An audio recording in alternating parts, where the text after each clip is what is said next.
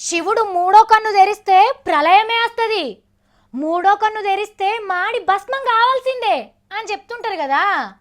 మరి ఆ శివుడు మూడో కన్ను తెరుసుడు ఎవరన్నా చూసిండ్రో లేదో తెలియదు, కానీ ఇక్కడ మన దాంట్లోనే మనకు తెలిసిన మూడో కన్నే ఇంకోటి ఉన్నది. గా కన్ను ముంగట ఎవ్వలు పడ్డా వాళ్ళు పాతాళంలోకి ఒకటే భస్మం కాకటే. గదేందనుకుంటుండ్రా? సోషల్ మీడియా ఉల్లా గదే ఫేస్బుక్, యూట్యూబ్, ట్విట్టరు గిట్టరు అవి ఓ పెద్ద మనిషికి ఎంత మేలు చేసినాయో చూడండి. ఊరే విష్క మీదకి బ్రహ్మాస్త్రం ఇరుసుడు అంటే గిదే కావచ్చు. రోడ్డు పక్క పొంటి టైపు కొట్టుకుంటా బతుకుతున్న ఈ పెద్ద మనిషి పొట్ట మీద కొట్టిండి పోలీస్ ఆయనే. నీ బాంచన్ సారు, నీ కాలు మొక్త సారు అని ఎంత బతిలాడినా ఇడవలే. ఆయనే కాళ్ళకు రేగంప కొట్ట ఎగిడ్చిన భూతమోలే ఎట్లా ఎగిరి తంతున్నాడో చూడుండ్రి టైపు కొట్టే మిషన్ను.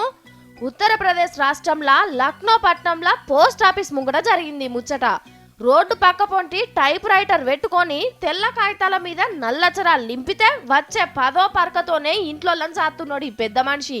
దగ్గర 30-35 సంధి ఈయన్నే ఇదే పని చేసుకుంటా బతుకుతున్నాడు.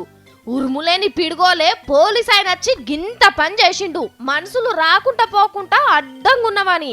మరి రోడ్డునే తాత జాగిర అనుకున్నాడో ఏమో గాని అగో కడుపు నింపే మిషన్ ఖరాబ్ అయిందని చూసుకుంటా ఎంత బాధపడుతున్నాడో ఆ తాత. ఈపు మీద కొట్టినా గింత బాధపడకపోవు గాని పొట్ట మీద కొట్టిండు. వీన్ కాలిడిచి పొయ్యిల పెట్ట పేనుకు పెత్తనమిస్తే తెల్లందాకా నెత్తి కొరిగినట్లేది ముచ్చట. సీఎం సార్కు తెలిసి ఎస్ఐని కొలువులకెళ్ళి తీసేసి పెద్ద మనిషికి కొత్త టైప్ రైటర్ మిషన్ కొనిచ్చింది సర్కారే. గిసోంటి లత్కోర్ బట్టె వాష్ పనులు చేసేటప్పుడు ఎవ్వరు చూడరు, చూసినా ఎవ్వరు చెప్తారు అని అనుకుంటారు గాని సోషల్ మీడియా ఉన్నది జర పైలం.